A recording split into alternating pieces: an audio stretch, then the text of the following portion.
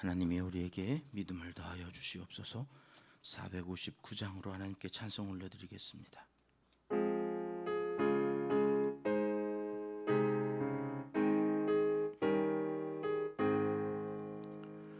누가 주를 따라 섬기려는가?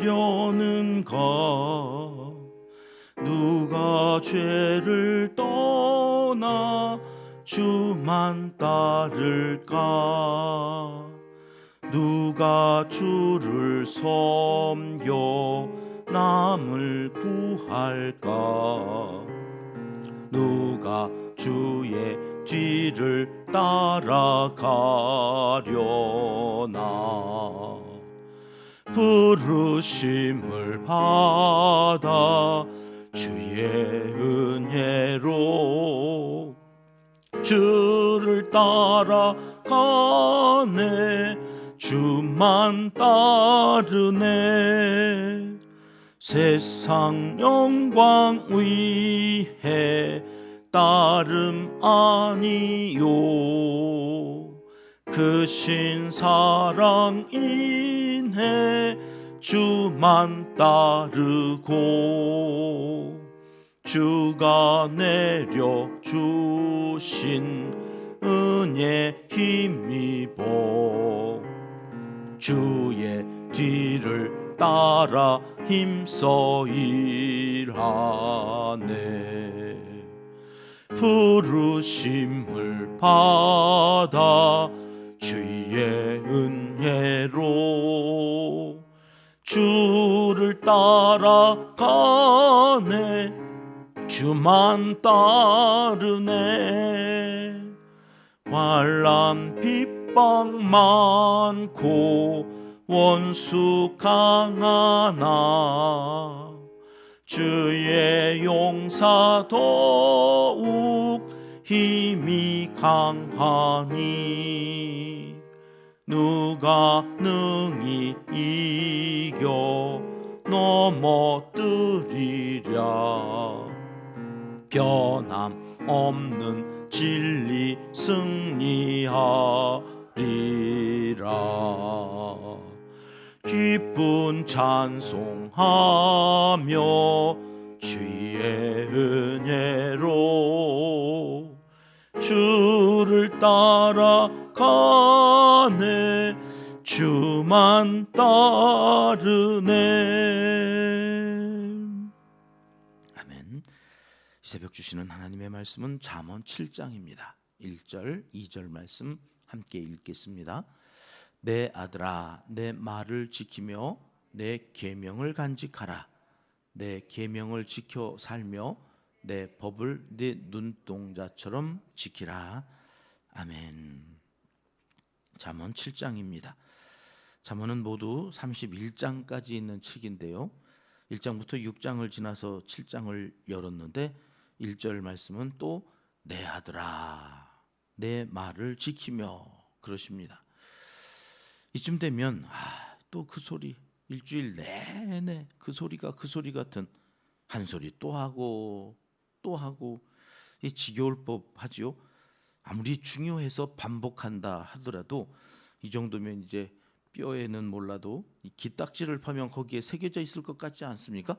지키라, 삼가라, 계속해서 같은 말이 반복되고 있습니다. 내 아들아, 내 말을 지키며 내 계명을 간직하라. 여기 지키며라는 히브리어 쉐모르라는 말은 보호하다라는 의미를 갖고 있습니다. 하나님이 하시는 말씀을 지킨다는 것이 그저 그 말씀대로 행하라 그런 게 아니라, 여기 지키라라고 사용되어져 있는 쉐모르는 보호해라 그런 말이에요. 소중하고 가치 있는 거니까 잘 보호해라, 보관해라. 그냥 진보다리 던져주면서 야, 이거 귀중한 거니까 잘 지켜라 그랬더니 애가 이게 뭐 귀중한지 뭔지 관심은 다른 데 있으니까 그냥 창고에다 갖다 집어쳐 넣어놓고 광에다가 갖다가 집어 던져놓고는 아무 생각 없이 야, 너 그거 잘 지키고 있냐? 그랬더니 창고에 잘 있어요, 광에 잘 있어요. 뭐 거기다 들여다보지도 않고 그냥 깊숙한 곳에 집어 넣어놓았다고 지킨다는 것이 아니잖아요. 그런 수준의 지키라는 말이 아니라 이 쉐모르라고 하는 말 뜻 안에 관찰하다라는 뜻도 있는 단어라고요. 그러니까 이걸 갖다가 소중하게 막 장롱 그 깊숙한 곳에 넣기 전에 살펴보는 거죠. 이게 왜 귀하다고 그러는 거지? 이게 뭐 정말 그렇게 귀한 건가? 금두꺼비 같은 거 말이죠. 그거 잘 보관해야 되잖아요. 보호해야죠. 이게 얼마나 귀중한 가치가 있는 거예요. 그것을 살펴보는 거죠. 야, 이게 진짜 순금이야? 이건 몇 K인가? 뭐 이러면서 끊임없이 살펴가는 거예요. 이 지혜라고 하는 것은 그렇게 지켜야 되는 거다. 야, 예수님 잘 믿어. 그러니까 나 예수님 믿어요. 그리고 아무 생각 없이 교회 왔다 갔다 한다고 그 예수님 믿는 거는 아니잖아요. 예수님이 정말 구주이신지 하나님의 아들이신지 우리가 믿을 만한 대상인지 이렇게 저렇게 연구하는 거죠. 관찰하는 거죠. 예수님이 진짜 하나님의 아들이시네. 죽음을 이기시고 부활하신 우리의 죄를 대속하시기 위해서 이 땅에 오시겠다고 하셨던 그 구약에서 말씀하셨던 그분이 진짜로 오셔서 우리가 살펴보는 거죠. 한 장 한 장 매일 살펴보면서 예수 그리스도가 참된 지혜인지를 알고 믿는 것, 이것이 쉐모르, 지키다라는 말이에요. 이게 뒤에 이어지는 간직하라는 말을 보면 더 확실해지거든요. 이 간직하다라는 히브리어는 띠츠폰인데 이 띠츠폰이라고 하는 말이 제일 처음 어디에서 쓰여졌냐면 출애굽기 2장이요. 출애굽기 2장 2절에 가면 이게 이제 모세가 태어나는 장면이잖아요. 같이 읽어볼게요. 시작. 그 여자가 임신하여 아들을 낳으니 그가 잘생긴 것을 보고 석 달 동안 그를 어떻게 했다고요? 숨겼다고요. 이게 애를 낳으면 안 되는 거예요. 아들을 낳으면 안 돼요. 아들을 낳으면 다 죽이라고 그래가지고 아들을 낳으면 안 되는데 낳고 보니까 아들인 거죠. 근데 이게 얼마나 잘생겼는지, 여기 잘생겼다고 하는 말이 토부예요. 하나님께서 천지를 창조하시고 토부하셨다고 그랬잖아요. 빛을 만드시고 좋았더라, 너무 좋았던 거예요. 그래서 모세의 엄마 아버지가 이거를 어떻게 죽일 수가 없어가지고 석 달 동안 어떻게 했다는 거예요? 숨겼다. 이 숨겼다고 하는 것이 너무나 좋아서, 너무나 귀해서 띠치폰과 같은 어근을 갖고 있는 차판을 쓰고 있거든요. 이 띠치폰이라고 하는 여기 잠언에 쓰여져 있는 숨기다와 차판이라고 하는 것이 어원이 같다. 그러니까 여기에 숨겼다, 간직하다는 말은 너무 귀하고 좋아서 이거를 숨겼다 그런 얘기예요. 숨겼다. 함부로 막 이렇게 금두법이 얘기했는데, 여러분 이거 문 앞에다가 이렇게 막 택배 아저씨 보고 가져가라고 이렇게 놓는 사람들이 있어요? 목사님이 신방 갔다가 이거 좋은 거니까 가지고 가세요 그러고 금두껍이 문 앞에다 놓은 집 난 한 번도 못 봤네요. 왜요? 이게 너무나 소중하니까 숨겨야 돼. 장롱 깊숙한 곳에 넣든지 비밀번호 해가지고 금고에다 갖다가 넣든지 여러분 다 넣어놔야 되는 거잖아요. 이게 그런 거라는 거예요. 예수 그리스도 그분은 너무나 소중하신 분이기 때문에 우리 깊숙한 곳에 넣어서 잘 소중히 숨겨야 돼. 그런 의미가 여기 1절에 담겨져 있다는 거예요. 지키며 간직하고. 오늘 우리는 예수 그리스도를 얼마나 소중히 여기고 그분이 주시는 지혜를 얼마나 연구하고 소중하게 다루면서 정말로 귀하게 여기고 있는가. 1절의 말씀은 지혜를 대하는 우리의 태도를 말씀하는 거죠. 예수 그리스도를 우리가 어떻게 대하면 좋을지 그 태도를 가르쳐 주십니다. 또 잔소리.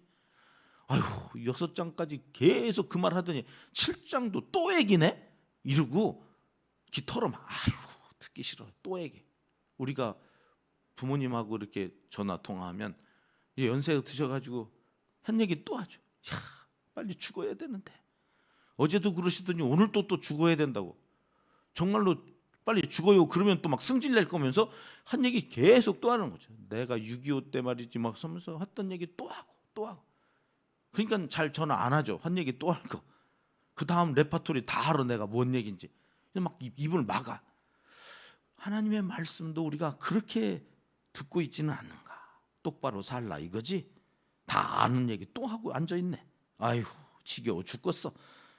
이러면서 하나님의 말씀을 듣지 말고 소중히 귀하게 처음 듣는 것처럼 우리가 사랑하면 한 얘기 또 하고 지겨워하지 않잖아. 사랑해, 나만 이뻐해, 막 이러면서 감동하죠. 나만, 오직 나에게만. 그러면서 하나님 앞에서 그 말씀을, 지혜의 말씀을, 예수님을 우리가 정말로 사랑하는 마음으로 또 듣고 그 지겨워하지 않고 소중하게 여기는지를 살펴야 된다, 그런 얘기죠. 그러면서 2절로 가면 2절 말씀 같이 읽어봅니다. 내 계명을 지켜 살며 내 법을 내 눈동자처럼 지키라. 이 법을 눈동자처럼 지키라. 여러분, 눈동자처럼이라고 하는 말, 우리 기도할 때 하나님께 요청하는 간절한 바람 아닙니까? 눈동자는요, 아무리 사랑하는 사람이라도 절대로 못 만지게 하는 유일한 곳이 눈동자래. 생각해 보니까 정말 그렇죠. 사랑하는 사람이 온몸을 다 만져도 어디는 만지지 못하게 해요? 눈동자. 이거 만졌다간 큰일 나는 거죠. 만지세요? 이렇게 눈동자 한번, 너 사랑하니까 한번 만져봐야 되겠다고 눈동자 만지게 하는 사람이 어디 있어요? 눈동자는 몸만 티끌 하나 들어오면 안 돼요. 그렇게 아주 소중한, 그거 만져가지고는 볼 수가 없게 되는 거니까. 여러분, 하나님께서 우리에게 이 지혜라고 하는 것, 하나님의 말씀이라고 하는 것을 그렇게 지키라고 말씀하시는구나. 먼지터럭 하나 건드리지 못하게 보호하고 지키고 사랑하고 소중히 여기면서 오늘도 살아가기를 원하신다. 예수님을 우리가 그렇게 대해야 된다는 거죠. 3절 말씀으로 가볼까요? 같이 읽겠습니다. 이것을 내 손가락에 매며 이것을 내 마음판에 새기라. 야, 여러분, 금방까지는 꼭꼭 숨겨두라고 하시더니만 갑자기 3절에 와서는 또 손가락에 매랍니다. 온 천하 이건 공개하라는 거거든요. 내 안에 소중한 예수님이 계시다. 그 예수님을 다 보여줄 수는 없지만 손가락에 반지처럼 나 임자 있는 사람이야, 이렇게 광고하고 다니라는 겁니다. 여러분, 그렇다고 신랑을 손가락에 매달고 다닐 수는 없잖아요. 신부를 매달고 다닐 수는 없잖아요. 그러니까 결혼식 때 우리가 대신 반지를 매다는 거죠. 나 이 사람의 여자입니다. 나 이 사람의 남자입니다. 이제 소유권이 나에게 있지 않아요. 결혼을 하면 나는 이제 품절녀가 되는 거죠. 품절남이 되는 거예요. 더 이상 다른 여자에게, 다른 남자에게 내가 그렇게 살겠습니다 하고 이게 손가락에 매라는 거죠. 그렇게 이스라엘 백성들은 그림 하나 가져왔는데 저렇게 아버지가 아들에게 테필린 상자를 이마에도 또 손목에도 매주거든요. 저기에는 암송할 성경 구절이 들어가 있는 거죠.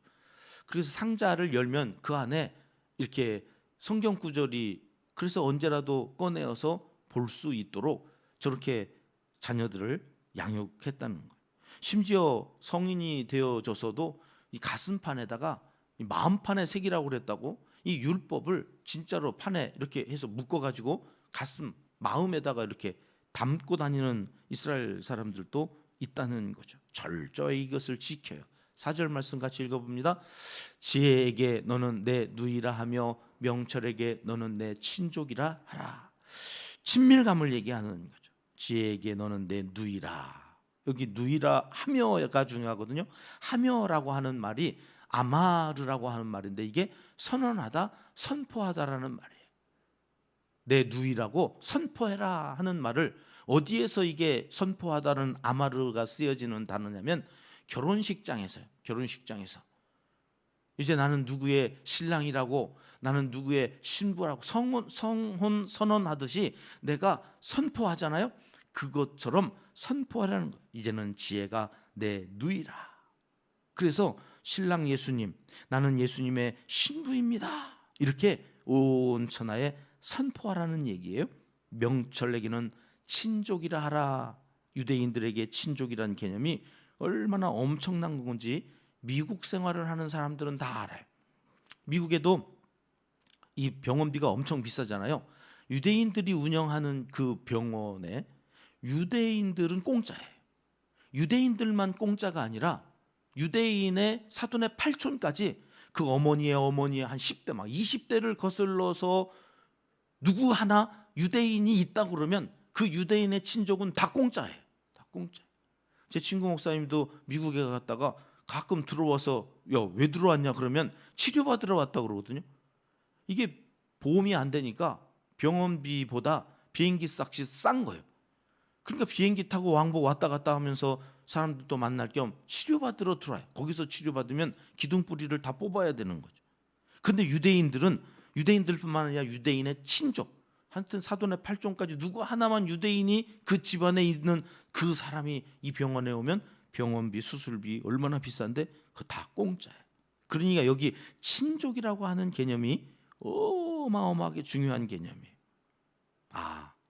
지혜를 그렇게 누이라고 여기고 친족이라고 여기면서 살아간다고 하는 것은 보호를 받는다는 것이고, 내가 그 율법을 보호하고 지키는 건데 사실은 그것이 나를 보호하고 지킨다고 하는 개념으로 4절 말씀이 기록되어져 있는 거죠. 여러분, 우리는 예수님, 그 예수님의 말씀, 이건 얼마나 소중히 여기면서 살고 있는 걸까요? 또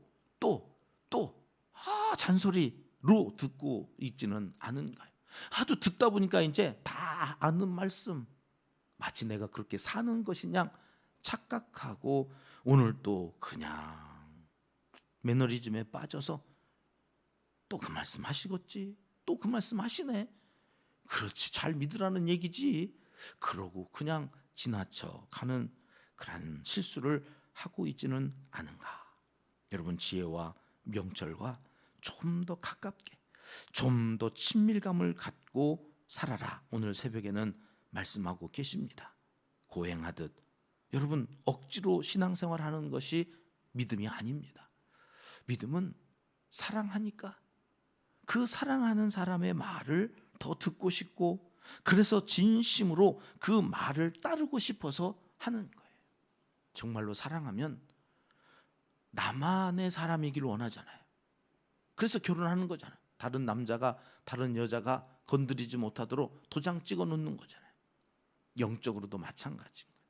예수 그리스도, 나만 사랑하는, 그래서 그분이 나에게, 그래서 하나님은 실제적으로 우리를 온 n분의 1로 대하지 않고 온 우주에 나 하나만 있는 것처럼 대하신단 말이에요. 나 하나만. 나도 그러냐는 거예요. 돈도 사랑하고 하나님도 사랑하고, 세상도 사랑하고 하나님도 사랑하고, 아니라 오직 하나님만 사랑하고 의지하는 그 삶 속에 여러분, 그분이 우리를 지키시고 보호하신다고 하는 사실을 오늘 또 마음에 담고 세상을 향하여 나아가는 믿음의 사람들을 다 되시기를 이 새벽 하나님은 간절히 원하시고 계십니다. 기도하겠습니다. 하나님 아버지, 예수님을 사랑해서 그 말씀을 가까이 하며 믿음이 자라 말씀을 지키며 지혜를 사모하며 순종의 길을 걷는 하나님의 사람들이 되기를 소원합니다. 오늘 또 성령님, 우리를 그렇게 이끄시고 그 이끄심에 따라가는 믿음의 사람들이 다 되게 해 주시옵소서. 이제 못다한 기도를 주님 가르쳐 주신 기도로 아뢰오니, 하늘에 계신 우리 아버지, 아버지의 이름을 거룩하게 하시며 아버지의 나라가 오게 하시며 아버지의 뜻이 하늘에서와 같이 땅에서도 이루어지게 하소서.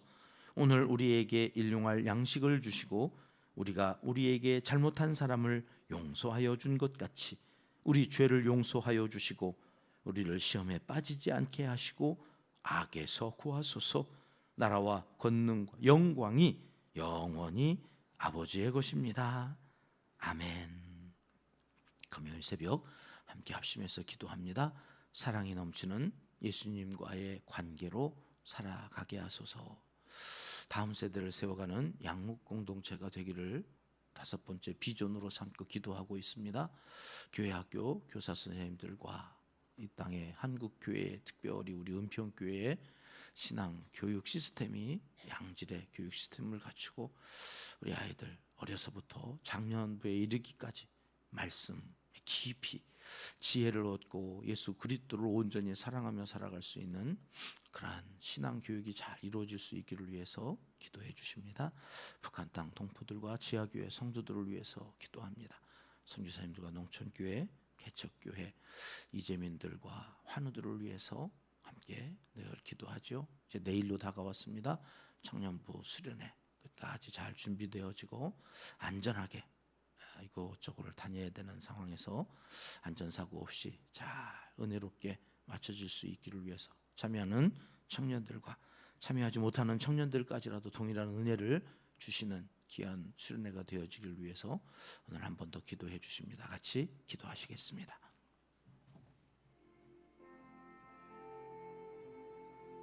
참 좋으신 우리 아버지,